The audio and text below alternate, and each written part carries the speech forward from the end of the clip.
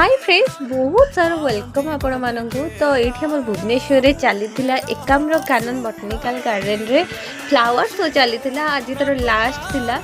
तो मुझे 3 दिन है शुणी शुणी जापर नी आज लास्ट मुझे जाकि बुलिकी आसली। बहुत ही बढ़िया होता फ्लावर शो पूरा रंगीन सब जगह रंगीन आते सुंदर लगुला। आर थीम एत सुंदर थिला बहुत बढ़िया लगुला।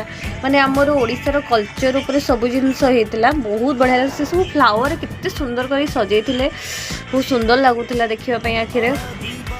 तो आपण मैंने भी निश्चय भावुची आशा करुँच आपण मैंने निश्चय बुलिकी आसी थे। तो ये भी प्रोग्राम भी चली देखो केते सुंदर गोटे हाथी फाती घरिकी केते सुंदर भाव करते बहुत बढ़िया लगुला।